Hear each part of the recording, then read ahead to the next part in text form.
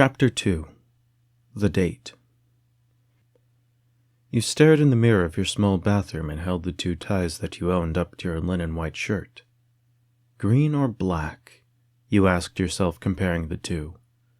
You looked out the bathroom door at the clock on your wall and quickly tied the green one around your neck, before resting the collar of your shirt over the loop. Your clothes were far from the latest fashion, probably not even something from the last few fashion seasons, but you breathed in. Just be yourself, you echoed, remembering what Maho had told you. You gathered your belongings and stepped out the door of your home, breathing in the evening air. It was quite a walk from your home to the park where you were to meet Maho. Your shoes thumped lightly as you walked, the stacked leather soles padding rhythmically like a clock. You felt like you were running late, even though you were quite early. It just felt like there was some great urgency to this. Your heart was pounding. When you reached the bridge where the two of you were meant to meet, you looked around and checked your clock. It was half an hour to the time when you were actually supposed to meet her. You thought about what to do, where to take Maho first, where to take her to eat, where to... "Hello," said somebody from beside you. Startled, you turned around to see Maho dressed in her school uniform, standing proud as usual. In the same stride, you were relieved of your surprise, yet also made to feel nervous being with her. "Hi," you greeted on turning to face her. "You're dressed quite nice," commented Maho somewhat flatly, though with the slightest hint of a smile. "You think so?" "Well, thank you," you replied. "You look nice as well." The corners of Maho's lips turned up a tad, and she tipped her head in reply. "So, where do you want to go?" you asked her, forgetting that you had meant to plan for the both of you. "I thought you might have something in mind," she asked with a giggle. You began to say, worried you might upset her. "That's okay," she replied comfortingly. "I had an idea. What do you say that we walk around where you usually do?" "What do you mean by that?" you asked her. "You know, like where you like to walk around, when you go out and stretch your legs," elaborated Maho. "Oh, I see. Well, I don't really go out much for anything other than work," you began to explain. Maho paused but took your hand in hers and began leading you along. "Then maybe we'll go exploring some, and you can point out what you know," she said from ahead of you. Her hand was so much warmer than you imagined. You'd really only felt it in passing when you handed off something to her, or maybe when shaking her hand in greeting. But this was different. It was warmer, softer, more welcoming than it had felt before. You didn't worry about following alongside her. You hurried quickly so that you stood next to her as you walked into town. "Have you been here?" she asked, pointing to an upscale clothing store near the park that you exited. "A time or two. I think once I manufactured some parts for the tailor's sewing machine. It was a bit old, so the parts were not in stock," you explained simply. At first, it felt a bit like a quiz walking with Maho. Maho would point out somewhere and you would tell her about the place. But pretty soon, it was just coming naturally. "What about that one?" she asked you later on as you passed a bakery. "Oh, yes. I was actually called there to fix the mixer once. I remember the baker was in something of a panic because there was only a bit of time before the morning rush would come in, and she needed a speed controller for the machine to work. I actually managed to find a compatible one and a desk fan from the antiquity shop across the street."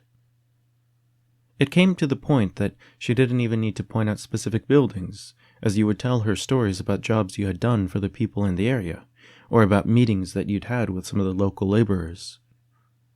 "I was called in once by the train yard here to mill some pressure fittings for them, to get the trains back up and running. I guess one of them blew a brake line or something when they were coming from up north. Guys here apparently didn't have anything in stock. It was something to get that little thing worked out, figuring out how to machine it properly. But I got it done before the local hardware store could get something in here by truck." You realized as she led you that the two of you were moving more and more into the less posh areas of the city that you had started in. This was your home area now, not the upper-class areas of the campus, but the more lowly parts of the surrounding city. You bit your tongue as the fact came across you. Were the stories that you were telling her boring? Would she really be interested in hearing about you fixing pilot lights and working on pneumatic brakes in the train yard? "Are you okay?" asked Maho as you stared down at your feet some. You looked back up to her and shook your head. No, nothing at all," you replied. "I see," she said, touching her chin, catching that there was something that you were not telling her from your odd reply. "Do you know much about here?" she asked you, pointing to a small noodle shop. "Sure I do," you replied. "Have you ate there?" she asked. "Yeah, I go from time to time," you answered. "It's pretty good." Maho began walking forward without you speaking. "Great. I'm hungry," she said before turning around. She was smiling, not just the partial smile that she'd had until now, but a full smile, a welcoming smile. There was no doubt that she was simply beautiful, and as you inhaled, all your fears left you. You followed her into the cramped inside of the shop that you knew well. Paper menus plastered the wall, and a drink fridge vented its warm air onto the entrance. It was a reminder of where you were, a far cry from the upper or even middle-class joints that you thought might be better suited to Maho's taste. But perhaps there was some fortune in going here. At least you could save some money. "What will you have?" asked Maho. "Well, I often get the beef teriyaki noodles," you answered. Sounds good," she replied as the shopkeep came around the corner. "Are you hungry?" she asked you, to which you nodded nonchalantly. "Can we get 2 plates of teriyaki beef noodles?" asked Maho, both to you and the keep. You nodded along, to which the keep wrote quickly onto our order book and to our copy for the chef and gave the other one to you. Maho reached for her purse, but you stepped up and offered. "No, that's fine. I'll pay." Maho set her purse calmly to her side and thanked you wordlessly. The two of you sat to wait for your order on the small folding table set in the corner of the shop. Maho looked around the shop quietly, while you gazed upon her. She seemed happier than usual. Whenever you saw her, it was always in a more formal setting. She always had others with her, and you realized now that you almost always saw her in the setting of something to do with Sanshiro. There was certainly so much more to her than this, and you wanted to know all about it. The keeper called your order and you both got up to collect it. You began heading back to the table when Maho asked, "You don't suppose that we can take these trays back to your place, do you?" You paused, but went ahead and nodded, and the two of you walked back to your home. It was a quiet trip, but all the while as you walked you worried about what she might say about your home. Would she find it too small? Would it be clean enough for her? Sure, you were no slob, but this was Maho Nishizumi, not just some ordinary girl. You unlocked your door and opened it slowly, allowing her in first. You shut the door and prepared to show her inside, but Maho was already exploring. She seemed to be scrutinizing every part of your place, the model tanks that you had on your shelf, your books, your DVD collection, everything. But you realized that once more, her strong eyes were not piercing so cold this time, and rather they looked warmly on each thing that they fell upon. Do you want to eat in the kitchen or here in the living room?" you asked her. "Here is fine," she said, not looking away from the Tiger 1 model that you had proudly on the front of your shelf. "You don't mind me looking around, do you?" she asked notably after the fact. "Of course not," you replied. It wasn't like you had anything to hide, you thought. "I must say," she stated on returning to you at the couch, "I'm rather interested in all your room has to offer."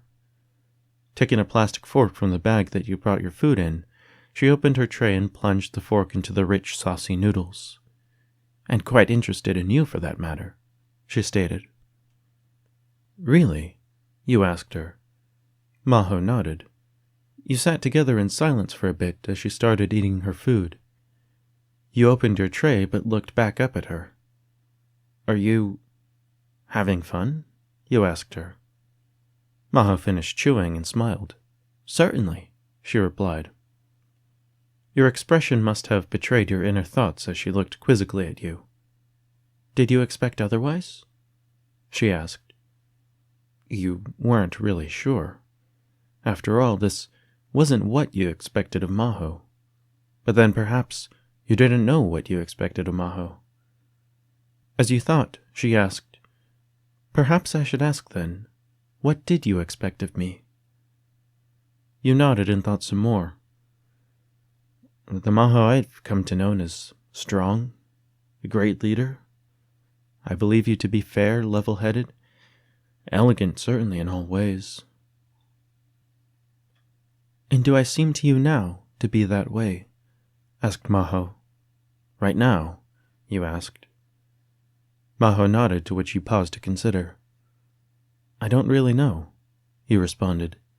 You've been rather kind and level-headed on the state, and you sort of helped carry the state along. And how do you see yourself? Asked Maho to you. Me? You asked. I don't know. Maho got up and sat closer beside you, looking into your eyes. I think you interest me more than you realize. Perhaps it's best you better get to know me so that I can better know you.